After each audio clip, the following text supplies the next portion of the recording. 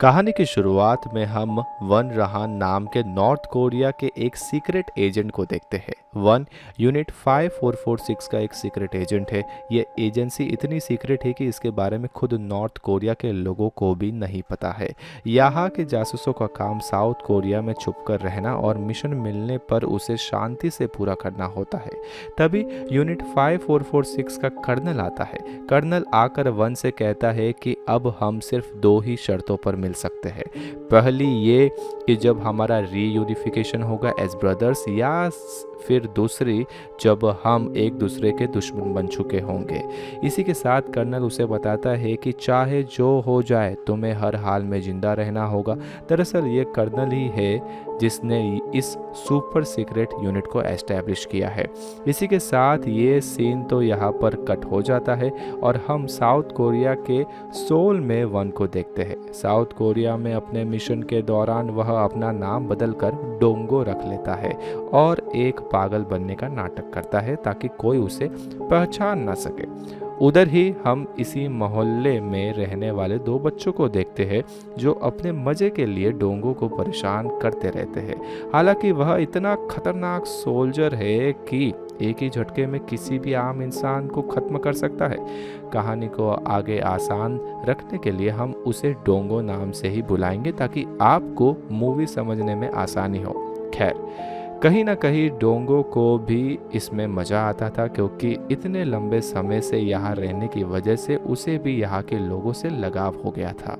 डोंगो इस शहर में एक बूढ़ी ग्रैनी के साथ रहता है जिनका एक बेटा भी है और आसपास के सभी लोग ग्रैनी को मार्केट ग्रैनी के नाम से बुलाते हैं। अगली सुबह हम देखते हैं कि डोंगो सीढ़ियों से उतरते वक्त नीचे गिर जाता है। ग्रैनी बाहर आकर उससे पूछती है कि तुम हर दिन नीचे कैसे गिर जाते हो, जिस पर डोंगो मुस्कुरा देता है क्योंकि डोंगो ने अपना एक रूटीन बना रखा था कि दिन में कम से कम 3 बार उसे ऊपर से नीचे गिरना है ताकि कोई उस पर शक न कर सके और सब उसे एक पागल समझे। ग्रैनी की एक छोटी सी शॉप होती है जहां डोंगो काम करता है और इसके बदले में ग्रैनी उसे सैलरी भी देती है। अब तक डोंगो अच्छे खासे पैसे इकट्ठा कर चुका है, लेकिन वह अपने पागल बने रहने का नाटक हमेशा करता रहता है। डोंगो दुकान के बाहर सफाई का काम कर रहा होता है। तभी हम यूरन नाम की एक लड़की को देखते हैं जिसे डोंगो मन ही मन पसंद करता है। लड़की के जाते ही उसका भाई पीछे से आकर डोंगो को एक थप्पड़ मार देता है। डोंगो मन ही मन सोच रहा होता है कि जब भी मेरा दिन आएगा उस दिन मैं यह हाथ काट दूंगा। दोपहर को ग्रैनी डोंगो से अपने भाई यानी ग्रैनी के बेटे को जगाने के लिए कहती है। जैसे ही डोंगो अपने भाई को जगाने के लिए जाता है वह उठने से मना कर देता है, इसलिए डोंगो जाकर दुकान संभालने लगता है जहां वह सोने का नाटक कर रहा होता है। तभी वहां पर दो बच्चे जो हमेशा डोंगो को परेशान करते रहते हैं दुकान से 2 चॉकलेट के पैकेट उठा ले जाते हैं। डोंगो ये सब कुछ डायरी में लिख लेता है और फिर से सोने की एक्टिंग करने लगता है। तभी एक लड़की जिसका नाम जियोम रैन है आकर उसे सिगरेट का एक डब्बा मांगती है, मगर उसने काफ़ी छोटे कपड़े पहने होते हैं, इसलिए डोंगो मन ही मन सोच रहा होता कि अगर ये लड़की नॉर्थ कोरिया में होती तो वहाँ इसे कब का मार चुके होते। खैर, तभी दुकान पर एक पोस्टमैन आता है जो डोंगो की तरह ही नॉर्थ कोरिया का सीक्रेट एजेंट है। वह डोंगो से पूछता है कि तुम यहाँ कब से हो, जिसके जवाब में डोंगो उसे बताता है कि मैं पिछले 7036 दिन से यहाँ पर हूँ। बात करते हुए डोंगो अपना पेजर चेक करता है, मगर आज तक उसे कोई भी मिशन नहीं मिला है। वह हर पल इसी इंतज़ार में रहता है कि कब उसे उसका मिशन मिलेगा जिसके लिए उसे यहाँ पर भेजा गया है। रात को डोंगो जानबूझकर उन दोनों बच्चों के सामने रोड पर टॉयलेट कर देता है। ऐसा डोंगो हर 2 महीने में एक बार करता है ताकि लोग बिल्कुल ये मान ले कि वह एक पागल ही है। मगर ऐसा करते हुए उसे उसकी क्रश यानी यूरन देख लेती है, जिसकी अगली सुबह यूरन डोंगो को इग्नोर करने लगती है। तभी यूरन का भाई एक बार फिर से पीछे से आकर उसे थप्पड़ मार देता है। ये सब देखकर डोंगो का भाई उसे फाइट करना करना सिखाता है और उसे पंच करने के लिए कहता है, मगर डोंगो ऐसा नहीं करता है क्योंकि उसका एक पंच भी बहुत खतरनाक होगा। जल्द ही ग्रैनी आकर डोंगो को डिलीवरी देने के लिए कहती है, मगर तभी पोस्टमैन को गुजरते देखकर डोंगो पागलों की तरह उसके पीछे भागने लगता है। पोस्टमैन एक खाली जगह पर पहुंचकर डोंगो को एक लिफाफा देते हुए कहता है कि तुम अपना मिशन जल्द ही खत्म करके नॉर्थ कोरिया वापस लौट जाना और मुझे पता है कि तुम यह कर लोगे। घर पहुंचकर डोंगो अपने लिफाफे को खोलता है जिसमें उसकी माँ की एक पुरानी तस्वीर होती है। डोंगो उस तस्वीर को देखकर काफ़ी इमोशनल हो जाता है और झुककर अपनी माँ को प्रणाम करता है।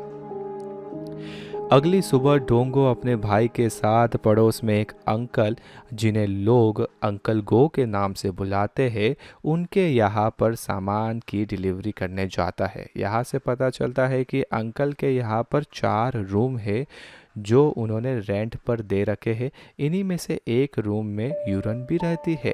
अभी कुछ ही दिन पहले एक नया किराएदार भी आया है जो पेशे में एक आर्टिस्ट है। अंकल उसे बाहर बुलाते हैं मगर वह किसी कारण से बाहर नहीं आता। डोंगो अपने घर में अपनी ट्रेनिंग कर रहा होता है। वह सोचता है कि कहीं मेरा देश मुझे भूल तो नहीं गया है, वह मुझे मारने वाले हैं। तभी उससे मिलने हिरन नाम का एक लड़का आता है और यह वही लड़का है जो अंकल गो के यहाँ पर अभी अभी शिफ्ट हुआ है। हिरन आते ही डोंगो पर हमला करना शुरू कर देता है। अब थोड़ी देर लड़ाई करने के बाद हिरन डोंगो से कहता है कि तुम्हारे स्किल्स अभी भी खराब नहीं हुए हैं। दोनों बाहर जाकर आपस में बात करते हैं, जहाँ पर हिरन डोंगो से पूछता है कि तुम यहाँ पर क्यों आए हो, तुम तो कर्नल ली के बेटे हो। हिरन उसे बताता है कि मैं नॉर्थ कोरिया में बोर हो रहा था, इसलिए मेरे फादर ने मुझे मिशन पर यहाँ पर भेज दिया। मिशन सुनते ही डोंगो हैरान हो जाता है और उससे पूछता है कि तुम्हारा क्या मिशन है। मैं तो इतने दिनों से यहाँ पर हूँ, मुझे तो कोई मिशन नहीं मिला। यह सब सुन हिरन डोंगो से कहता है कि तुम अपने पागल बनने का नाटक जारी रखो, मैं तो चला अपना मिशन पूरा करने। डोंगो घर आकर एक बार फिर अपना पेजर चेक करता है, लेकिन अभी भी उसके लिए कोई मिशन नहीं आया था। खैर, अगली सुबह डोंगो हिरन को कहीं जाते हुए देखता है। डोंगो समझ जाता है कि हिरन अपने मिशन के लिए जा रहा है, इसलिए डोंगो साइकिल से उसका पीछा करना शुरू करता है। लेकिन तभी बीच रास्ते में वह पोस्टमैन को देखता है और उससे अपने कपड़े और साइकिल चेंज करके उसकी स्कूटर से हिरन का पीछा करने लगता है।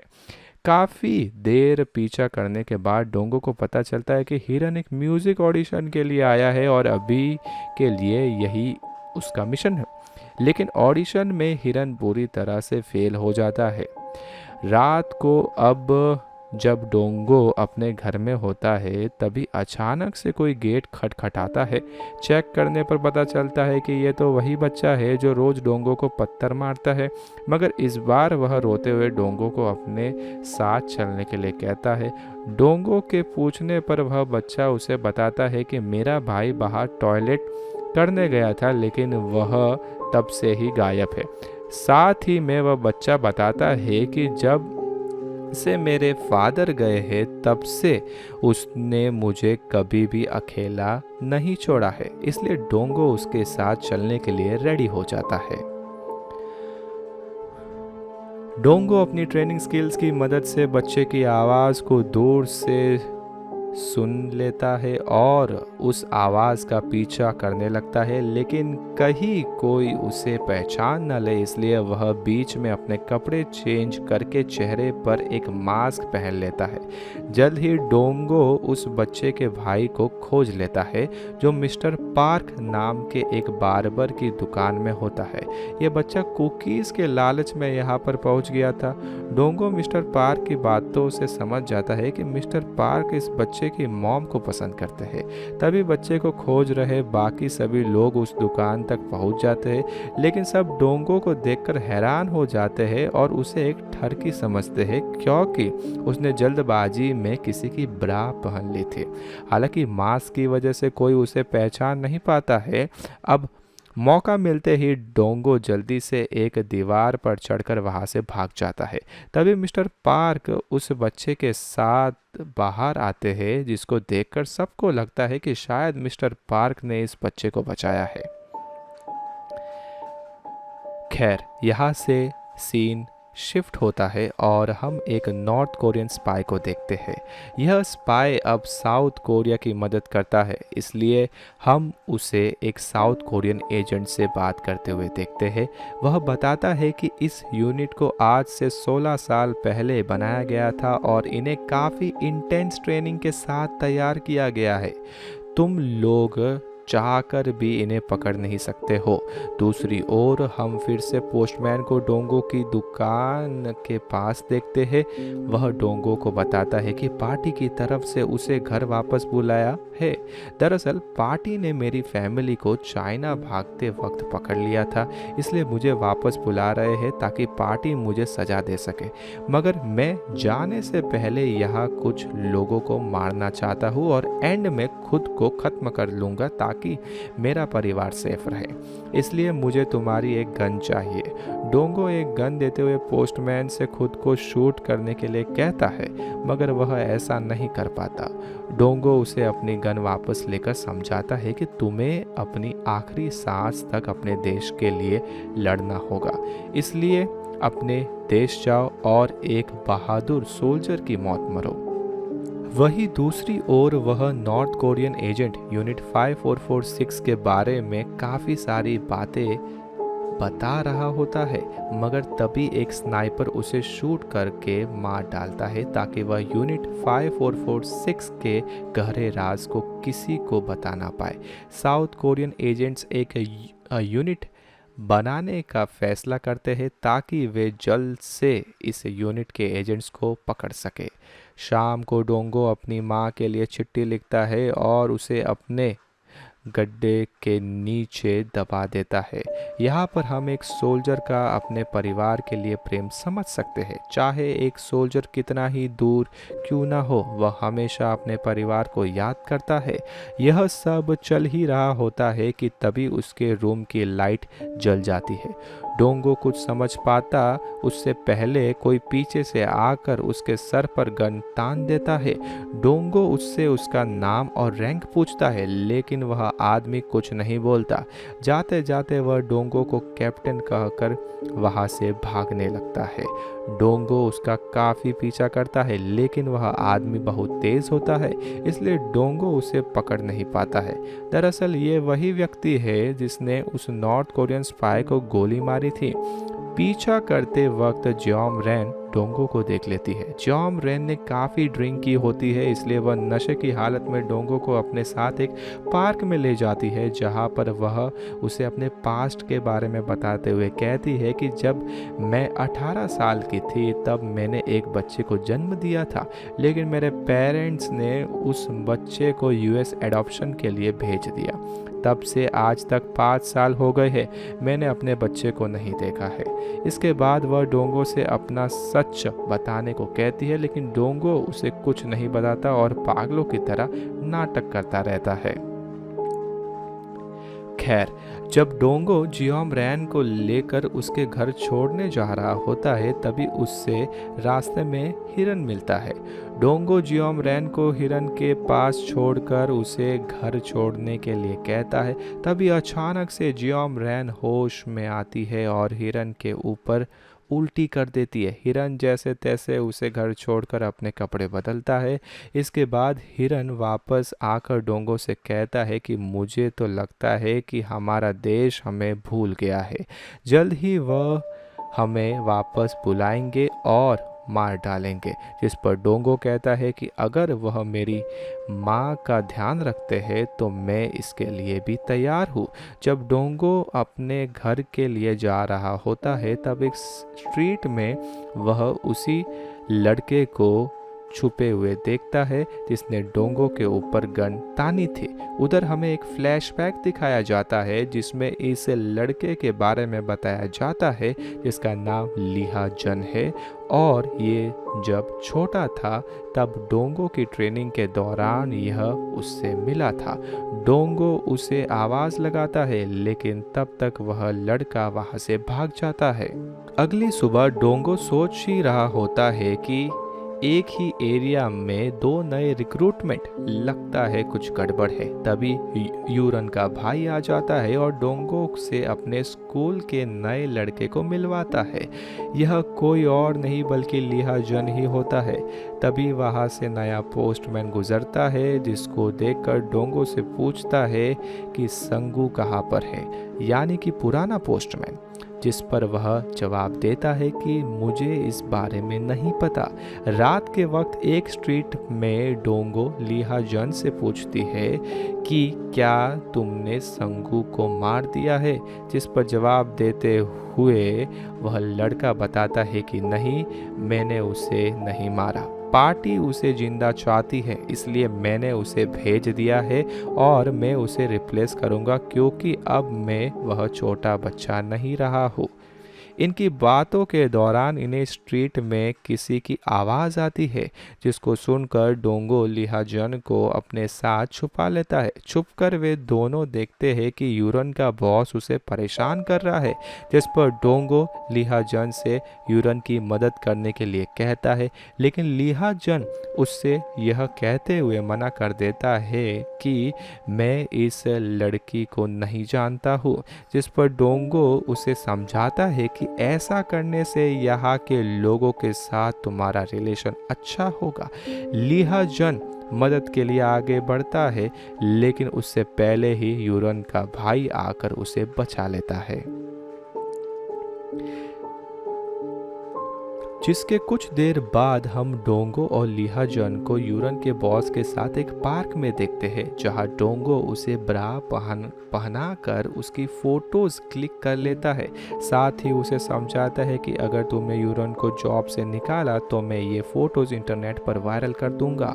अगली सुबह डोंगो, हिरन और लिहा जन तीनों साथ में बैठकर बात कर रहे होते हैं जहां हिरन उसे बताती है कि पार्टी को इतनी जल्दी लिहा जन को यहाँ पर नहीं भेजना चाहिए था, वह भी काफी छोटा है। जिस पर लिहा जन अपने शरीर को गीला करके अपने घाव दिखाता है जिससे वे दोनों समझ जाते हैं कि इस लड़के में दम है। अब ये तीनों बात कर ही रहे होते हैं कि तभी इन्हें नीचे से कुछ आवाज़ आती है जहाँ पर 2 लोग ग्रैनी को परेशान कर रहे होते हैं। वे ग्रैनी का सामान भी तोड़ रहे होते हैं। डोंगो ग्रैनी को बचाने के लिए नीचे जाता है लेकिन वह अपना पागलों वाला नाटक नहीं छोड़ता है। इन सबके बीच में एक आदमी ग्रैनी को धक्का दे देता है जिस वजह से ग्रैनी बोतल्स पर गिरने वाली होती है, लेकिन डोंगो उन्हें बचा लेता है। इससे डोंगो को काफ़ी गुस्सा आता है लेकिन ग्रैनी उसका हाथ पकड़कर उसे रोक लेती है।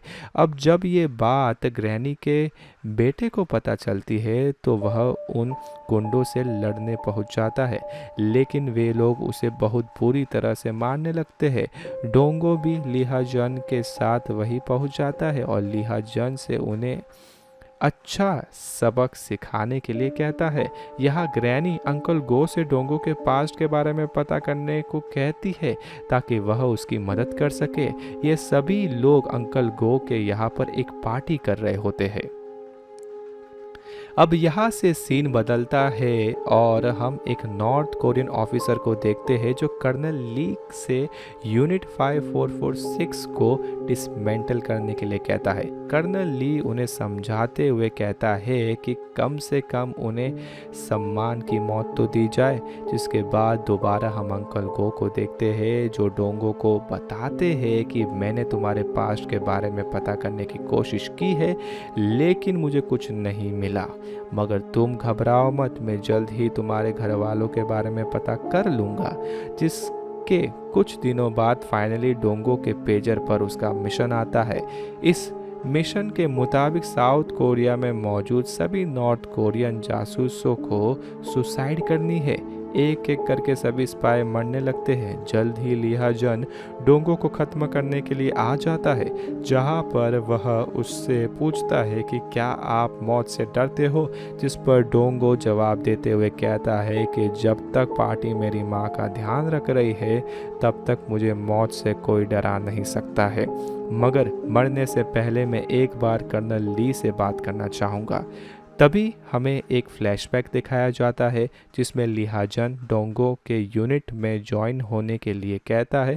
तभी डोंगो एक चाकू निकालकर लिहाजन के पैर में गोद देता है और कहता है कि अगर इसको मैंने 1 इंच और आगे कर दिया तो तुम कभी चल नहीं पाओगे, लेकिन जब तुम इस दर्द को सहन करना सीख जाओगे तब मैं तुम्हें अपने यूनिट में ले लूँगा।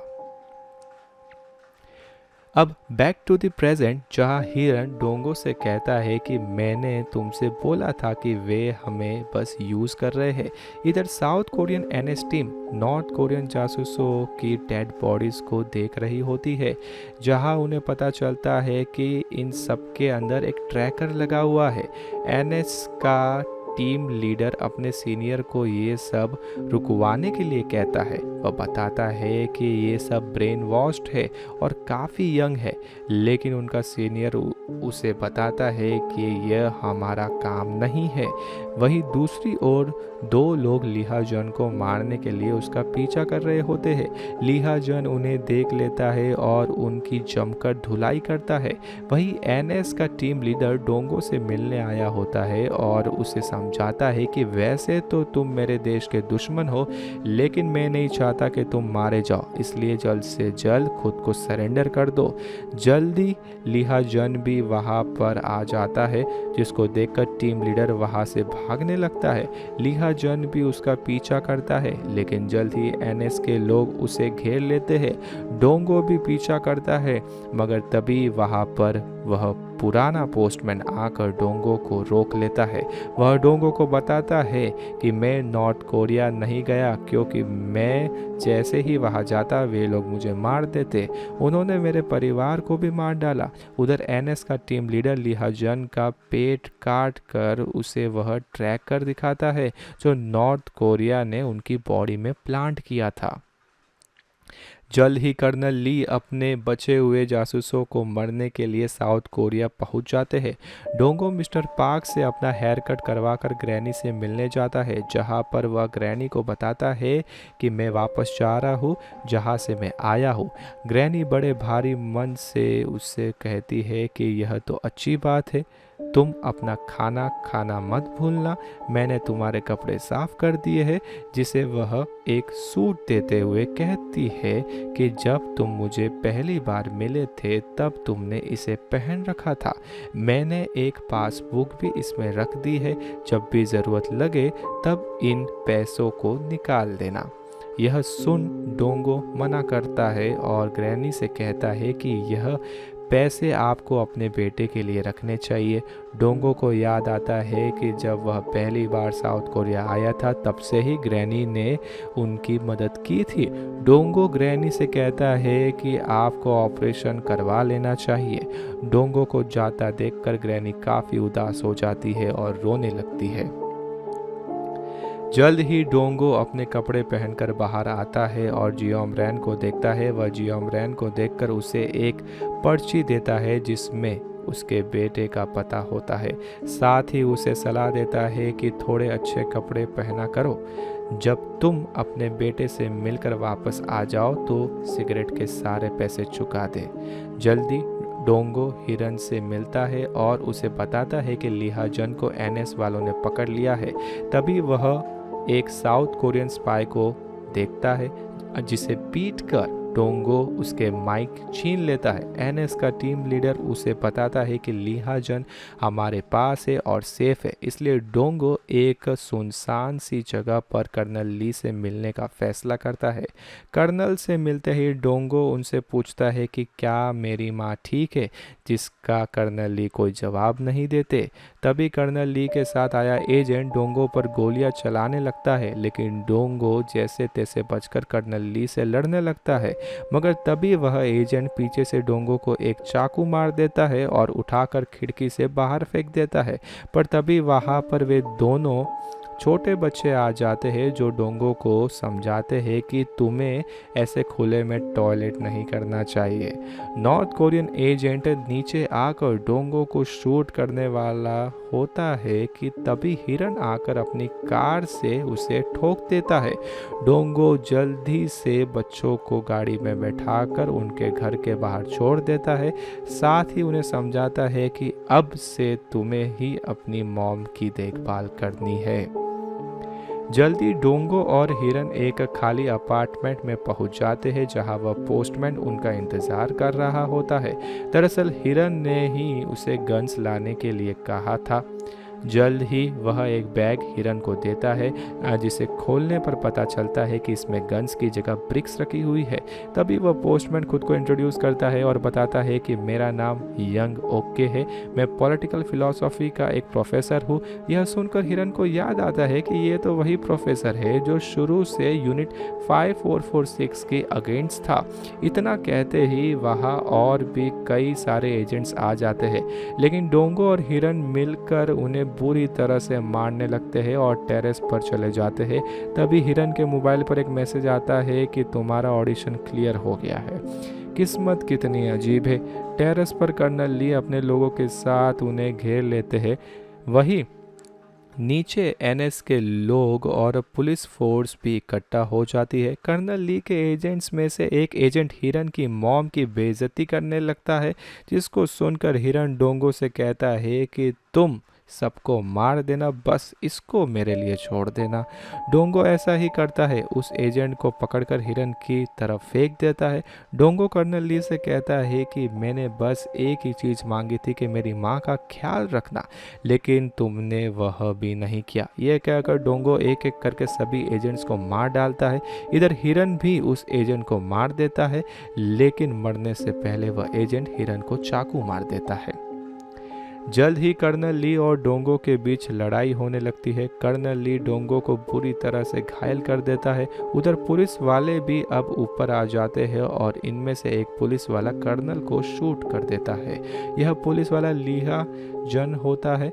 कर्नल मरने से पहले एक ग्रेनेड का पिन निकाल देता है, जिसको देखकर हिरन कर्नल को बॉम्ब के साथ लेकर टेरेस से नीचे कूद जाता है। जल्द ही बॉम्ब फटने की वजह से उन दोनों की मौत हो जाती है।